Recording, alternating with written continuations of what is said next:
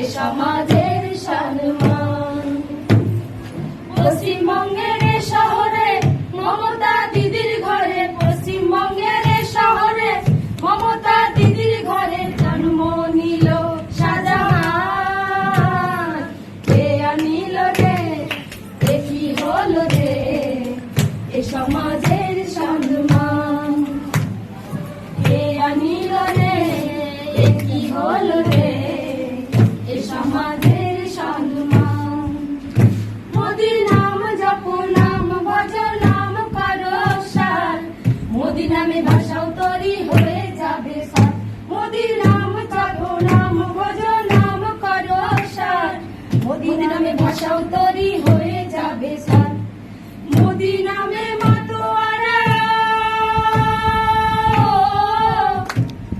মোদি নামে মাতোয়ারা সারা রাজ্যের নাম। কে আনিল রে, এ কি হলো রে, এ সমাজের সম্মান। কে আনিল রে, এ কি হলো রে, এ সমাজের সম্মান। যত পাপীরা খসছিল এই তৃণমূলের দলে, সন্দেশখালীর আন্দোলনে কিছু গেল জেলে। যত পাপীরা খসছিল এই তৃণমূলের দলে, সন্দেশখালীর আন্দোলনে কিছু গেল জেলে। আরো যত পাপী আছে, আরো যত পাপী আছে সারা দেশ জুড়ে, মোদিজির হাত ধরে ভরবো তাদের জেলে। কে আনিল রে, এ কি হলো রে, এ সমাজের সম্মান। কে আনিল রে, এ কি হলো রে, এ সমাজের সম্মান। যত কয়লা চোর গরু চোর আছে এই দলে, শিখা চুরি করে তারা টাকা নিল ভরে। যত কয়লা চোর গরু চোর আছে এই দলে, শিখা চুরি করে তারা টাকা নিল ভরে। নারী শক্তি সবাই মিলে, নারী শক্তি সবাই মিলে দুর্গা শক্তি হয়ে রাক্ষসদের বধ করবে সারা দেশ জুড়ে। কে আনিল রে, এ কি হলো রে, এ সমাজের সম্মান। আমরা আনবো রে মোদিজিকে, রাখবো তার সম্মান। আমরা আনবো রে মোদিজিকে, রাখবো তার সম্মান। নির্বাচন চলছে, সবাই যে যার মতো করে প্রচার করছেন এবং প্রচারের বিভিন্ন আঙ্গিক তুলে আনা হচ্ছে। এবং সেই জায়গা থেকে কালকে কলকাতার দক্ষিণের যিনি প্রার্থী রয়েছেন দেবশ্রী চৌধুরী, যিনি রায়গঞ্জ থেকে বিদায়ী সাংসদ ছিলেন এবং প্রাক্তন কেন্দ্রীয় মন্ত্রী ছিলেন, তার এলাকাতে মহিলা শক্তি, নারী শক্তি তারা কিন্তু গান বাঁধলেন এবং গান বেঁধে খুব সাধারণ ঘর থেকে উঠে আসা মহিলারা দেখছিলেনই, তারা সেই সেই গানে গানে তারা প্রচারটা করলেন। কিন্তু গানের কথাগুলো ভালো করে মন দিয়ে শুনলেন, সিরিয়াসলি বলছি, শুনতে শুনতে গায়ে কাঁটা দিয়ে উঠছিল। সত্যিই তো, কোন পশ্চিমবঙ্গে আমরা বাস করছি যেখানে এগুলোই ভবিতব্য? সন্দেশখালী শাহজাহানরাই ভবিতব্য, আর তারপরেও আমরা চোখ বুজে আছি। তারপরেও ভাবছি যে এই দলটাতে সন্দেশখালীতে হয়েছে কি আছে, আমার গায়ে তো এখনো হাত পড়েনি। আমি তো বেশ 500 টাকা, 1000 টাকা মাসের শেষে ভাতা ভিক্ষা পেয়ে যাচ্ছি। তাহলে আমার চিন্তাটা কিসের? আমাকে কোনোদিন ওসব করতে হবে না। আমার এই 500 হাজারেই আমি খুশি আছি, আর এই দলটাকেই বোধহয় ভোট দেবো।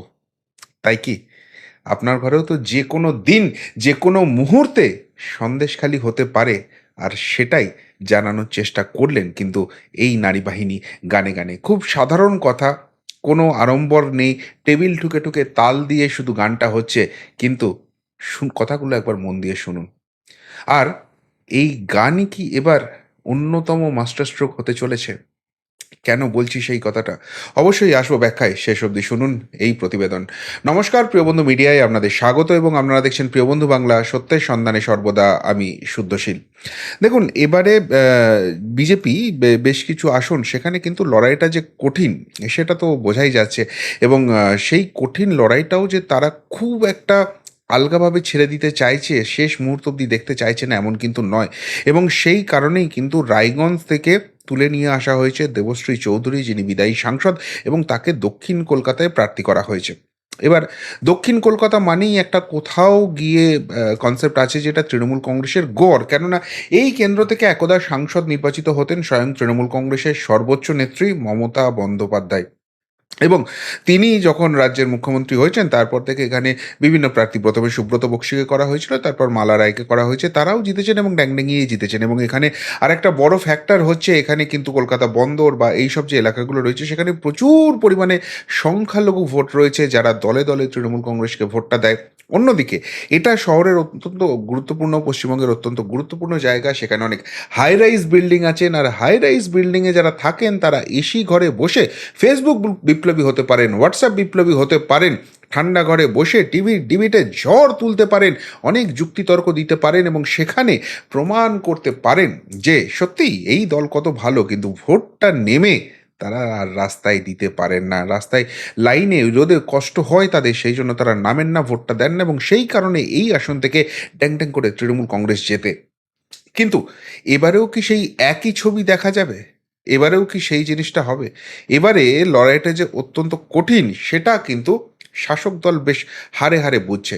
তার কারণ একদিকে তো দেবশ্রী চৌধুরীর মতো প্রাক্তন কেন্দ্রীয় মন্ত্রী তিনি রয়েছেন, অন্যদিকে বামেরাও কিন্তু প্রার্থী করেছেন সায়রা শাহ হালিমকে, যিনি বালিগঞ্জ উপনির্বাচনে প্রায় হারিয়ে দিয়েছিলেন বাবুল সুপ্রিয়কে, যেখানে তৃণমূলের গড় বলা হয় বালিগঞ্জ অঞ্চলটাকে।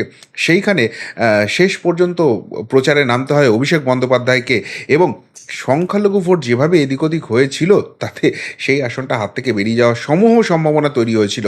আর সেই সায়রা শাহ আলিমের উপরই কিন্তু দক্ষিণ কলকাতা কেন্দ্রে এবার বামেরা অনেকটাই ডিপেন্ড করছেন, এবং সেই জায়গায় যদি সংখ্যালঘু ভোটের একটা বড় অংশ তাদের দিকে যায় তাহলে কিন্তু সেক্ষেত্রে কপালে রীতিমতো দুঃখ আছে। আর এর মাঝখানে এই যে অর্থবহ একটা গান, এবং তৃণমূল কংগ্রেস কি, আপনি আবাসনে আছেন, আপনি কলকাতার বুকে আছেন, তার মানে আপনার বাড়িতে কোনোদিন সন্দেশখালির পিঠে বানানোর কাণ্ড হবে না, আপনার বাড়িতে কোনোদিন শেখ শাহজাহানরা আসবেন না, এমন ঘটনা তো নয়। আর সেই জন্যই এই পুরো ঘটনাটাকে নিয়ে কিন্তু একটা নতুন গান বাঁধলেন, এবং সেই জায়গা থেকে কিন্তু প্রচারের একটা নতুন আঙ্গিক তুলে আনলেন দেবশ্রী চৌধুরী। শেষ অবধি কী হবে এখানে বলা শক্ত আছে, কেননা ওই ভোটের দিন তো অনেক খেলা হয়, গণনার দিন তো অনেক খেলা হয়, ফলে অনেকটাই মুশকিল আছে। আর তার উপরে শহুরে বাবুরা যারা ঠান্ডা করে বসে থাকেন কিন্তু ভোটের লাইনে দাঁড়িয়ে ভোট দেন না, সেই অংশটা তো রয়েছেনই। ফলে এটা খুব সহজ আসন নয়। কিন্তু এবারে পশ্চিমবঙ্গের বিভিন্ন জায়গায় ভোটের কারণে কিন্তু ঘুরতে হচ্ছে, এবং ঘুরছি আমি, প্রত্যন্ত এলাকায় যাচ্ছি, শহরতলি অঞ্চলে যাচ্ছি, শহরে যাচ্ছি, সব মানুষের সঙ্গে কথা বলার চেষ্টা করছি, বোঝার চেষ্টা করছি। একটা জায়গা কিন্তু মানুষের মধ্যে দেখতে পাচ্ছি, এই সন্দেশখালী কাণ্ডের পর সত্যিই কোথাও গিয়ে কিন্তু মানুষকে ধাক্কা দিয়েছে। বাকি সবটা মেনে নেওয়া যাচ্ছিল। দুর্নীতি, হ্যাঁ, যে কোনো রাজনৈতিক দল আসবে তারা দুর্নীতি করবে। অনেক তৃণমূল সমর্থক তারা রীতিমতো তর্ক করতে শুরু করছিলেন যে আপনারা কথা দিতে পারেন বিজেপি ক্ষমতায় এলে বিজেপি কোনো দুর্নীতি করবে না, বা বিজেপি শাসিত রাজ্যে কোনো দুর্নীতি হচ্ছে না, এর থেকেও ভয়ঙ্কর দুর্নীতি হয়েছে, সব চাপা দিয়ে রাখা আছে, এই মোদি শাহ যখন ক্ষমতা থেকে যাবেন দেখবেন কত দুর্নীতি বেরোবে এদের নামে, এদেরকে জেলে থাকতে হবে, শুনছিলাম। কিন্তু যে মুহূর্তে সন্দেশখালী প্রসঙ্গ উঠছে, যে সব ঠিক আছে, সব কথা মেনে নিলাম, দুর্নীতি, অন্যায়, শিক্ষা চুরি সব করেছে, বেশ করেছে, ভালো করেছে, কিন্তু সন্দেশখালী কাণ্ডটা সত্যিই মেনে নেওয়া যায় তো? মা বোনেদের ইজ্জত সম্ভ্রম নিয়ে যেভাবে ছেলে খেলা হয়েছে, এবং সেই জায়গাটাকে দাঁড়িয়ে বিধানসভায় দাঁড়িয়ে আপনাদের দলের সর্বোচ্চ নেত্রী সেটাকে ডিফেন্ড করেছেন, এটা মেনে নিতে পারছেন তো? আপনার বাড়িতেও তো মা আছে, আপনার বাড়িতেও তো আপনার স্ত্রী আছে, আপনার বাড়িতেও তো আপনার বোন আছে, আপনার কন্যা আছে, তাদের সামনে গিয়ে এই কথাগুলো বলতে পারবেন তো, যা করেছে বেশ করেছে, সঠিক হয়েছে, এটাই হওয়া উচিত ছিল? মুখ নিচু করে ফেলছেন, পারছেন না উত্তর দিতে। তবে একটা জায়গা বলবো যে বিজেপি কিন্তু সাংগঠনিক জায়গায় অনেকটা পিছিয়ে আছে, সেটা কিন্তু বিজেপির একটা বড় মাথা ব্যথার কারণ হতে পারে। এই সংগঠন কেন গোছালো হচ্ছে না? তবে যেভাবে ভোটটা হচ্ছে, এবং আহ, কেন্দ্রীয় নির্বাচন কমিশন এবং কেন্দ্রীয় বাহিনী যেভাবে মানুষ তার নিজের ভোটটা দিতে পারে সেই জায়গাটা নিশ্চিত করছেন, তাতে কিন্তু বহু আসনে ফলাফল এবার অন্যান্য হওয়ার একটা জায়গা রয়েছে।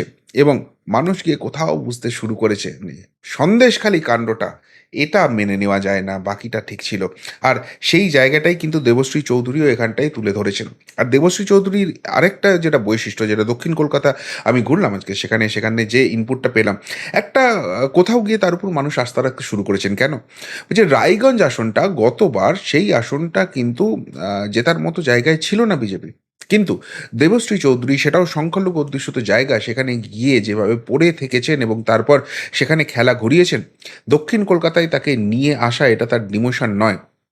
এখানেও কিন্তু সেই সংখ্যালঘু ক্যালকুলেশনটা রয়েছেন এবং যেভাবে তিনি ঘুরছেন, যেভাবে তিনি প্রচারটা করছেন এবং যেভাবে নারী শক্তি তার সঙ্গে এগিয়ে আসছে, দক্ষিণ কলকাতায় কিন্তু খেলাটা জমছে। এটা কিন্তু সেখানকার মানুষ বলতে শুরু করেছেন। তবে সামগ্রিকভাবে আমি যে জায়গাটাকে হাইলাইট করব সেটা হচ্ছে এই নারী শক্তির এই গান, এই ছন্দবদ্ধ কথা এবং সেই গানের মাধ্যমে অনেক অনেক কঠিন মেসেজ, একটা কঠোর মেসেজ, যেটা এই পশ্চিমবঙ্গের জন্য এই মুহূর্তে কার্যত রাহু হয়ে রয়েছে, সেই জায়গাটা তুলে ধরলেন।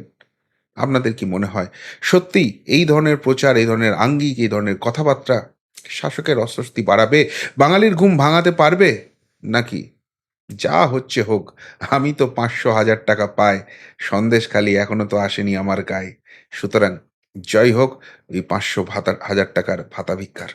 কি বলবেন আপনারা? যদি এই নিয়ে কিছু বলার থাকে অবশ্যই কমেন্ট বক্সে কমেন্ট করে জানাবেন। এখনকার মতো এখানেই শেষ করলাম, ফেরত আসছি নতুন প্রতিবেদন নিয়ে খুব তাড়াতাড়ি। ভালো থাকবেন, সাথে থাকবেন, পাশে থাকবেন। নমস্কার।